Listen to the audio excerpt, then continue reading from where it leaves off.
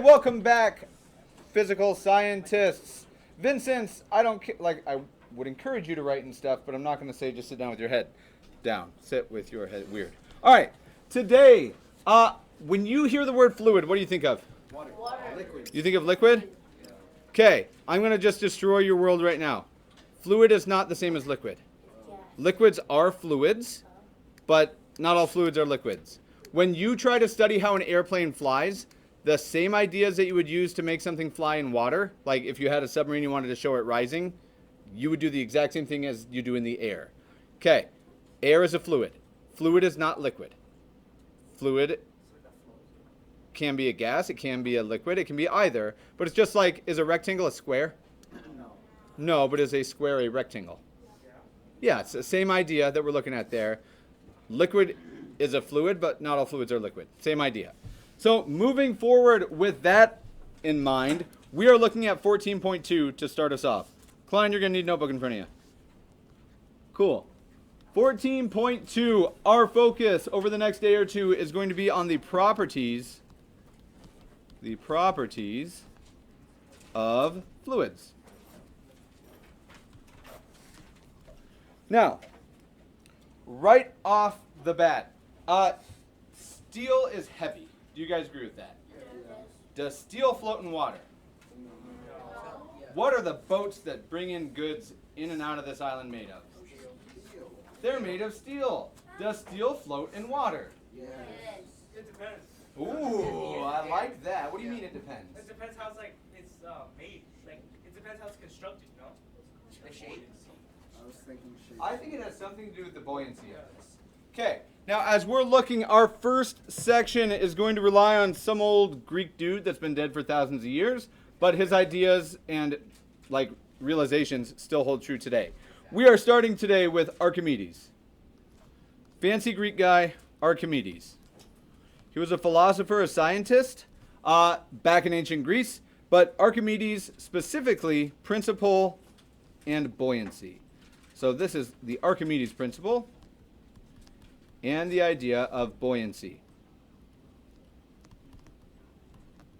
Okay, right off the bat, I think you guys have probably seen the word buoyant before. Yes. What does buoyant mean? It floats. Now, we've seen that steel itself, a block of steel is not going to float, right? But a ship made of steel will float. Now, there's a few different things. I don't really care if there's air inside this steel or not. That's irrelevant to me. But there is another piece that we have to consider. Are boats really small or really big? Big. Is there a lot of open space within that? Yes. So we see this steel that's really dense and really heavy now being made to take up a larger space. So imagine a block and then take that block and make a bowl out of it. Same amount of steel, but one of them takes up way more space, right? Yes. That idea is where Archimedes starts. So right off the bat, when we start talking about Archimedes, this idea of buoyancy shows up immediately. And it's honestly what I think of Archimedes for. So we better define this word, buoyancy. Okay, what is buoyancy? So something to do with floating. The ability to float. We're getting close with that. We're going to define this as the upward force. The upward force exerted by a fluid on an object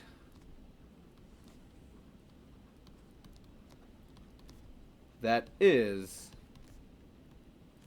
partially or entirely submerged in that fluid.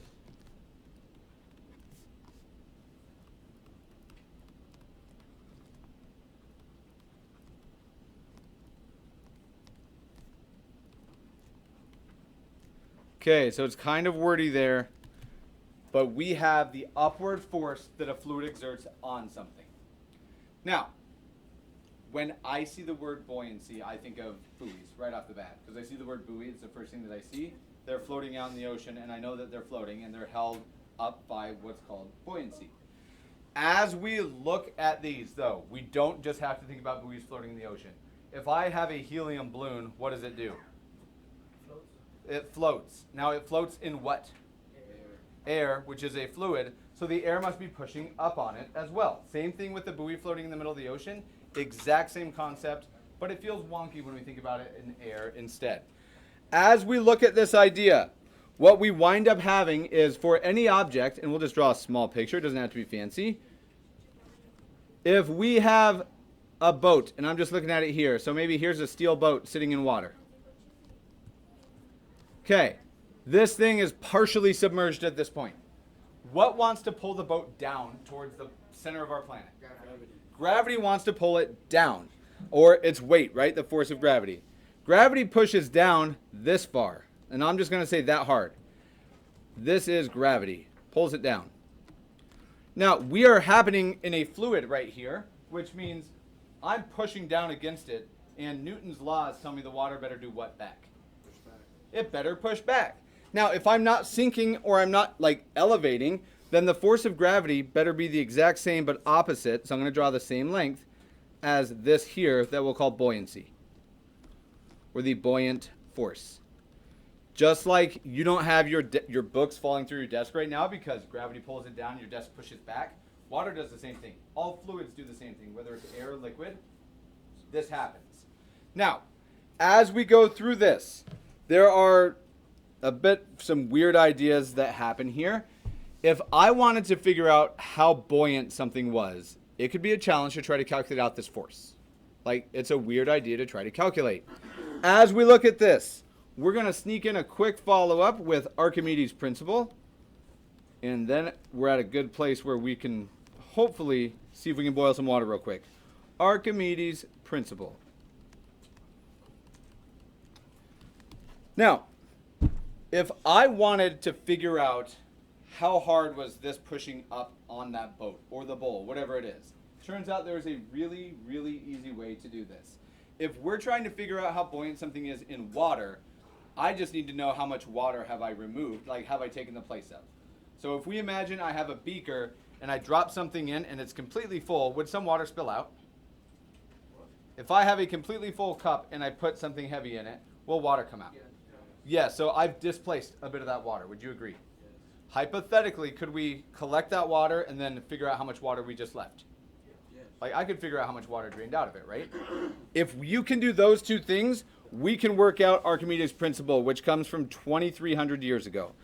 This tells us that the buoyant force, and it's real easy to define, the buoyant force, which pushes up or down on a boat?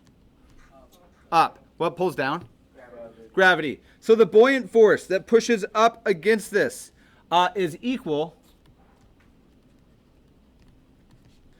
to the weight of the displaced fluid.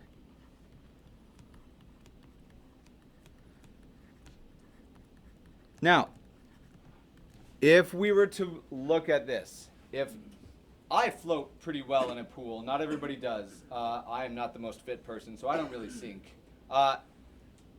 It's going to require less force pushing on me than you guys to get me to float, purely because of my body composition. Now, if somebody is really, really thin or muscular, do you float very well in a pool? No. No, I have always floated, so I've never been really afraid of like drowning. Most of you probably aren't. Most of you probably sink like a rock when you go in, and that's okay. We displace different amounts of fluid based on our body composition. Now, going through this, our goal as human beings is primarily we want stuff to not sink, right? Like if I'm going to put millions and millions of dollars on a ship, I would prefer if it doesn't sink and that we understand completely how this works. Okay. With this, we are getting close to pressure. We are going to speak a little bit more and then we're going to make not super hot water boil. Cool. All right. Beyond these guys, any huge issues so far? Okay. Ooh, I kind of want to. We are going to do something. We're going to pause this real quick. Hi, Rogue. No? Okay. All right. All right. Cool. So you guys are all being recorded right now. Wait, what? Yeah, for sure. Okay. All right. Did you send him this? Yes. So, here we go. Looking at these. You guys did a pretty good job of predicting whether or not something would float for the most part. There's an easy thing that we might do in here, but we'll have to wait to see how this goes over the next couple days. Within this idea of these properties of fluid and buoyancy in Archimedes' work, one of the big ideas that shows up between Archimedes and somebody else is the relationship between buoyancy, and I'm going to switch colors here for no particular reason. We're going to make the connection between buoyancy,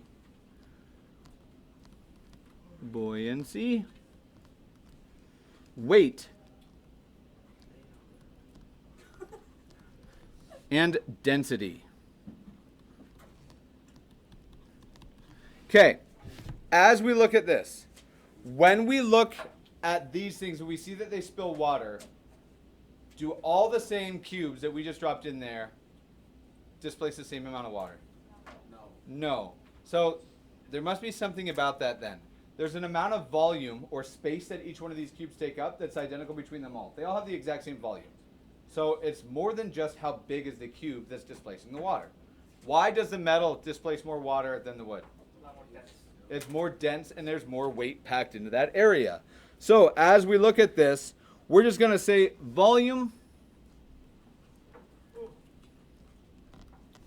is less impactful, at least from the get-go when we're comparing all these, is less impactful than something else.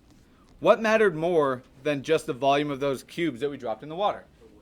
The weight mattered more. And if we look at this, we're going to get a new unit that I think we've seen, but we've never gone like crazy into.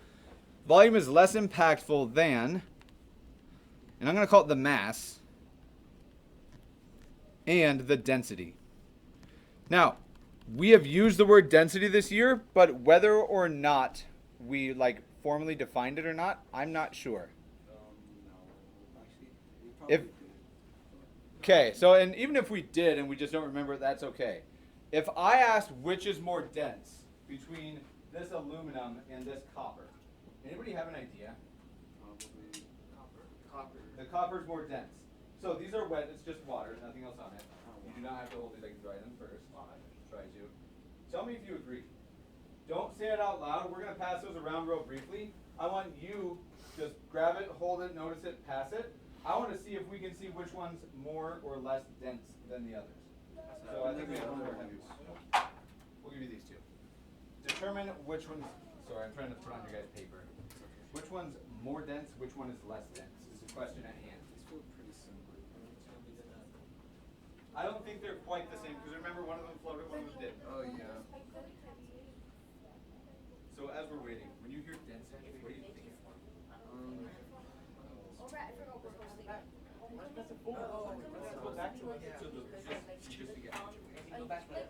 So if we were to say sunny, and I'm guessing that I probably was hey, who's more dense? I agree with you. So there must be more than weight. Why is he more dense? How do you and China have the same Jordan? Copied you? You sure you didn't copy? He has more something. Like it's muscle. Why you're losing so weak? Oh, so it's annoying. He did a home How tightly packed the matter and mass is. I'm just kidding, it'd be fine. So, you have an idea? So like, I like that. They're different. One of these are more dense than the other. No, I'll try to I type it. swear it would be a cool idea. I know I said it was dumb, but I didn't literally. That's why it's a boat. We have a boat. There's a boat. Which one's more dense, Ian? You have them in your hand. Bro, what is bro feeling? The brown one. Why? The brown one because it feels heavy. So it's heavier. Now, there's more to it than just mass, and I like this example. Sonny, I have no idea how much you weigh. Who's taller, me or Sonny? Me. Always. I think I'm taller than Sonny. Hypothetically, I'm 6'7". All right, hey, looking at that. Who's more dense, me or Sonny? Sunny. Sonny is more dense. Now, the real reason is because he has more muscle than I do. I'm cool with that. But even assuming that we had the exact same body fat and muscle percentage as each other, would we be the same density or would he still be more dense? You'd probably say. It's more compressed. If we weigh the same amount and it's just that same amount of mass packed into a smaller area or volume, you increase your density. So as you guys are hanging those or feeling those cubes, since they're both the exact same size, all you have to worry about is the mass. More mass per volume. So as we're looking at this, we'll just have a nice little review. Density is just defined to be some amount of mass in some amount of volume.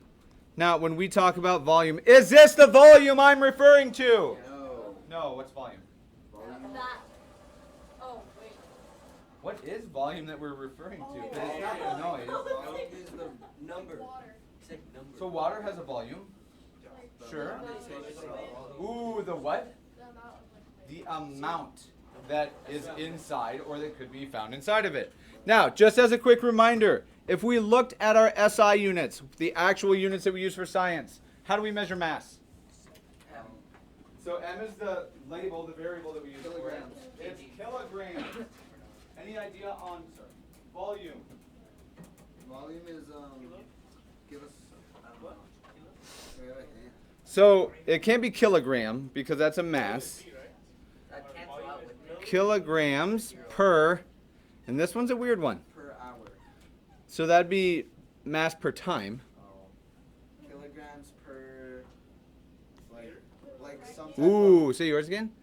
Liter. Oh, you're so smart, son. I actually think it's ER, but I spell it like that because it makes more sense in my head. I thought Okay. a liter was- What's the symbol for, yep, what's the symbol for liter? L. Capital L. Okay, kilograms per liter. Now, oftentimes we can switch that up. Give me another way to measure mass. It's not kilograms. Milligram. Could it be grams? And that's 1,000th of a kilogram, right? Per milliliter would be a much more natural way to look at this if you're looking at tiny stuff. Where, and this is the last unity thing that we're going to do today, 1 milliliter is equal to 1 cubic centimeter. So if you have a cubic centimeter of water, which means imagine if you can water where you have a 1 centimeter by 1 centimeter by 1 centimeter cube, you have exactly 1 milliliter of water at that point. Okay, now looking at these, as we go through, this explains everything that we just saw.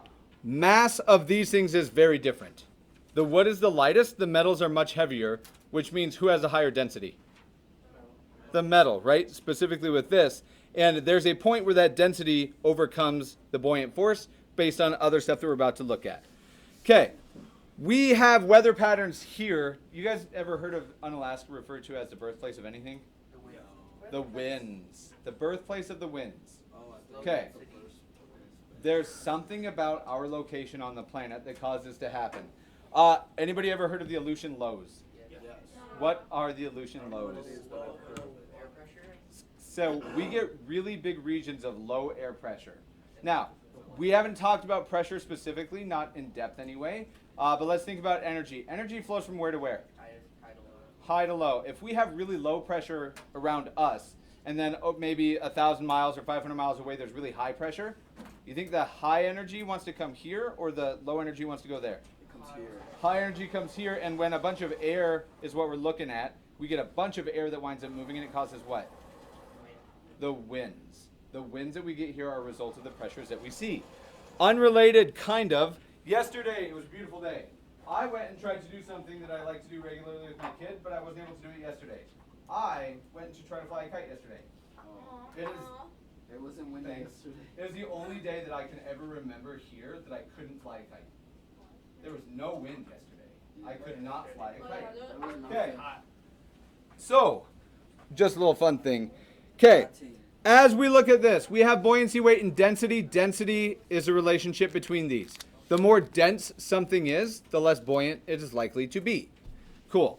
Now, we're going to step forward real quick. You guys had mentioned air pressure with the Aleutian lows. Random question. How do you know that? Where'd you... Is it... me, this guy. Okay, we're going to move forward. We are moving like 1,500 years forward from Archimedes. So he had all this idea. He had discovered buoyancy. All those good things were there. We are going to hang out with Pascal. Not Pedro. Oh, never mind. Oh, man. I was thinking about Pedro Pascal. I also really like him too. we're going to look at Pascal's principle. Yes, there's a sheet back there, okay? All right, and before I forget, I'm going to pause this. We're going to be looking at Pascal's principle and pressure, but I'm going to come steal the cubes back so that none of them leave. Not that I think anybody's going to steal it, but accidents happen.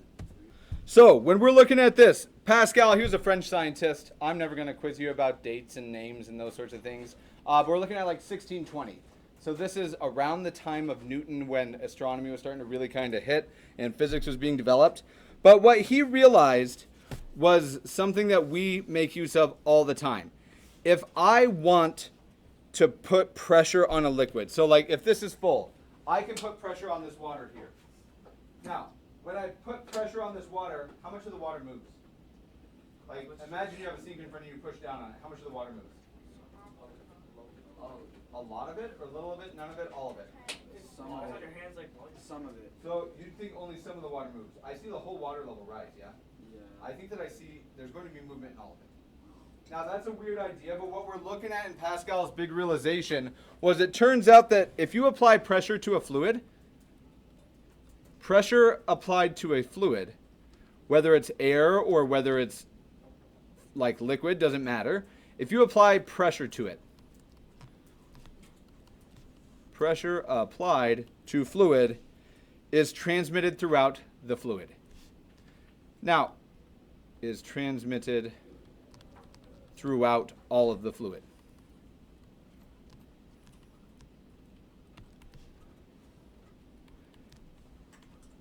Now, this gets used every day, I would imagine, by all of us, and we're about to figure out who's the most annoying person in the classroom. When you squeeze out toothpaste onto your toothbrush, how do you do it?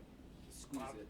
You just squeeze it randomly? I get it, I and then I go, get the bottom, I go, So everybody naturally pushes it all up and then folds it over so they don't get the dumb globs, right? oh, when you're running out. If you have a tube of toothpaste, and this doesn't really annoy me, but this is a good way to talk about it. So here's the cap, right? Cap goes on, and then it comes out, and it comes like this. And then there's just a tube here. Where would you push to get toothpaste out of this thing? right between A and B. Between A and Yeah, Yeah, A and B. between. So you leave just a whole empty space with no toothpaste Well, in it the middle? depends if it's brand new or old. Right? Well, if it's brand new, then I'm pushing Yeah, from the top. I'm pushing from C. No, If it's brand new, I'm pushing from the top. So C is the correct place to push, just so you guys know. But check this out. We utilize Pascal's principle all the time, and it says easiest thing about a tube of toothpaste. Whether you do the right choice and squeeze at C, or you're a terrible person and squeeze somewhere in here all the time, I don't really think you're a terrible person, just so you He's know. lying. If I squeezed here, would toothpaste come out the end? Yeah. If I imagine it's completely full. If I squeezed here, would toothpaste still come out the same? Yeah. Yeah. What if I squeezed here? No, Yeah. it's not gonna come out like all What's the way. brand new, It's yeah. the same. So if it's completely full, there's no Oh, empty like, space. No. Regardless of where I squeeze, if I squeeze the same strength, the same amount of toothpaste comes out. Which shows you that if I apply pressure here, that same pressure is applied everywhere in this toothpaste. Or here, everywhere gets the same pressure. Pascal's principle says exactly this. Wherever I squeeze on this, the pressure is distributed throughout all of it. Cool. Now, beyond this, where we start to really talk about this idea is the pressure itself. And we've already seen some demonstrations with pressure at the start of class today. We're going to see another demonstration here in about 5 minutes while I'm going to ask you guys what you would like to do for tomorrow, but we'll get there. Let's define for ourselves pressure. Okay. I am applying pressure to Klein right now. He feels it. Okay, I'm not pushing very hard. However, if I pushed this hard on Klein right now, does it hurt Klein? Okay, I'm going to use this area now, this little tiny point, and apply the same amount of pressure. Would he complain? Yeah. Most definitely. I would never really do that, just for the record. But there's a difference. I'm not pushing any harder. Why does that hurt, but the other one didn't?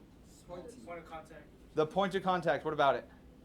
You know, it's not spread it out. It's not. So I'm pushing with the same force, but it's over a much smaller area, right? If I could get hit by I'm trying to think of something I could get hit by. A car. I don't want to get hit by a car. Oh, A needle. my fist. I don't know. Okay, so it's like Also, threatening. so I'll take that. I'll take that. Oh, okay. So not literally, but if Sonny were to punch me in the chest, it would hurt. Yes. But if Sonny were to punch me in the chest and instead stick out his knuckle like that, would it hurt more or less? More. So much more, because the same amount of force applied over a smaller area. What you guys are showing me is you have an intuitive and just natural understanding of this idea of pressure. When we look at pressure, super easy to define. We're going to say it is the amount of force. And what letter do we use for force? Lowercase or capital? Lowercase. Wait, was it? Actually, no, capital. The amount of force, specifically, and we'll talk about units here in a minute. Normally it's in newtons per area. Now, this is how we define pressure. Force per area. When we start to look at things, we're going to play the unit game for just a moment, just to make sure that we have this. If I want, do we have to do this? Nope. We're going to go ahead and move out. Now, you could measure force in a bunch of different ways. We can measure force in pounds, and we do it pretty naturally in this country, right? We use pounds. What's another way you can measure force? Newton. Newtons. And what's a newton? It was like 1 kg per square meter. So we are going to kick back on this. We're going to do a quick recall. So let's get there. We'll build it. If you don't remember it, that's okay, because you don't have to memorize stuff if you can work it out. A couple things you have to remember, but definitely nowhere near everything that we write. If you were Isaac Newton, you wanted to figure out force of something, how would you do it? Something times something. Force times distance. Or, wait. Distance times, wait. Force times distance is going to give me work. Say that again. Mass times acceleration. Mass m times acceleration. Now, it's specifically, when we dealt with this, it was the acceleration due to gravity. But hook it up here. Mass is measured in kilograms, you guys have already told me. Times, how would you measure acceleration? What unit? Velocity over second. So what's velocities? Meters per second. And we need to know how fast does that change every second. Good. Meters per second squared. This is a Newton. 1 Newton is 1 kilogram meter per second squared. And the units are ugly. This is something that we've seen before. It's been a while. But we have mass in newtons, or sorry, force in newtons. And we get this out of it. Okay. Today, we kick forward and we're going to be talking about pressure from Pascal's point of view. So pressure in pascals. And he's so cool that he gets his own unit. Okay. When we talk about pressure, PSI is pretty standard in our country. What does PSI stand for? Pressure pounds per square. Pounds per square inch. Notice, pounds of force over an area in square inches. It's the exact same idea that we see here, just with American units. When we look in pascals, here's what we get. The pressure, P, in pascals, and we'll clean that up here in just a second, turns out is exactly equal to the force F in newtons over the what? Pressure is force per, not volume. Square inch is what you gave me just a second ago. Right up here, we can't quite see it. Force per, oh, we can see it. Area. Give me an example of an area. You said square inch already. Love it, but it's not the one I'm after. Square, so you're getting into volumes. It has to be squared, but it's not feet. That's not going to make sense. Ooh, meters? That's the SI unit, right? Meters squared.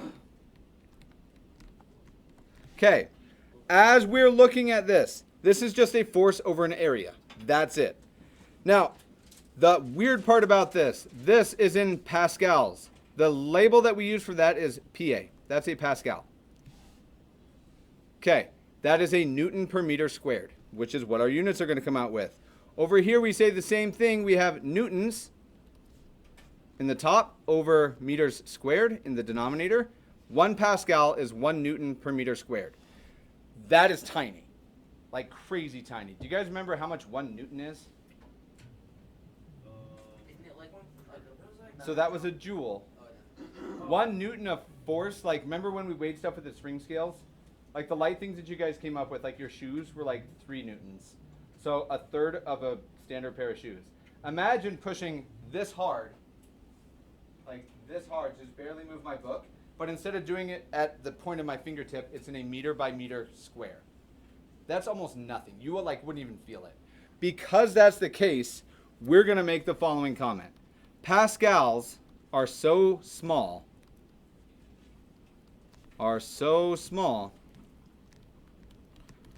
we use kilopascals. Now, you can write this if you'd like to. Kilopascals. That's just newtons per square meter.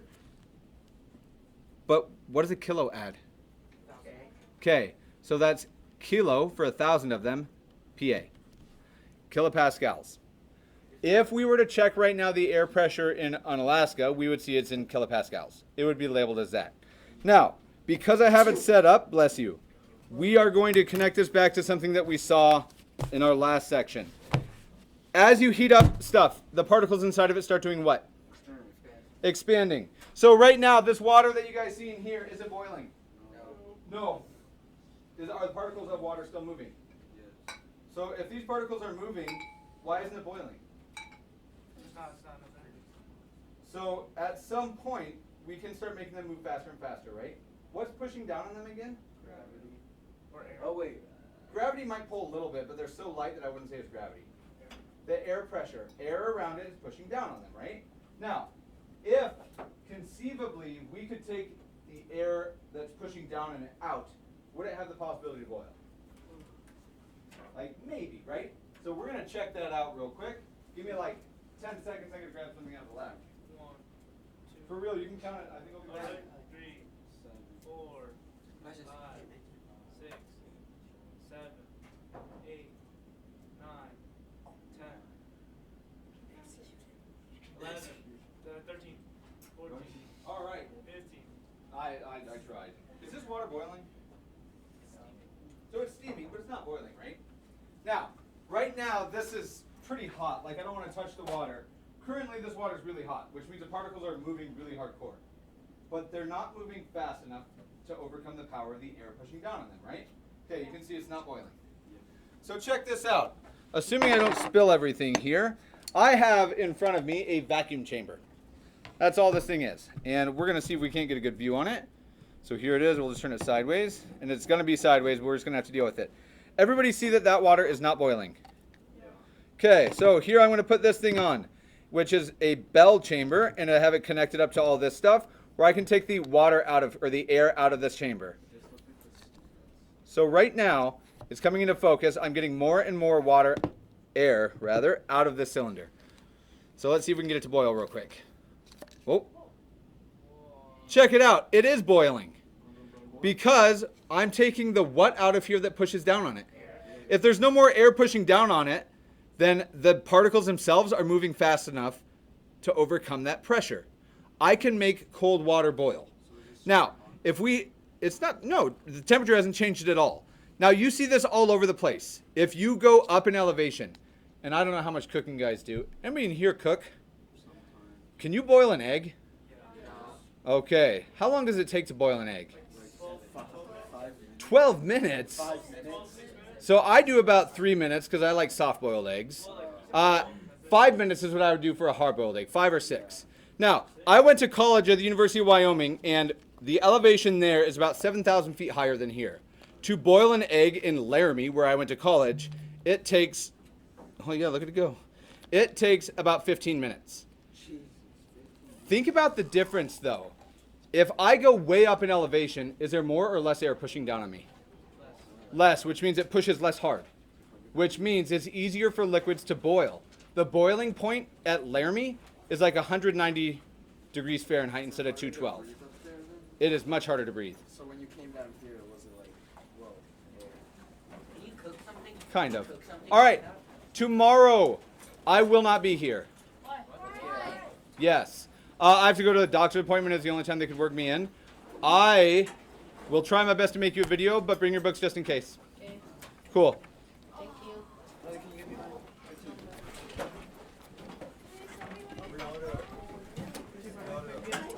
Yeah. Later, guys.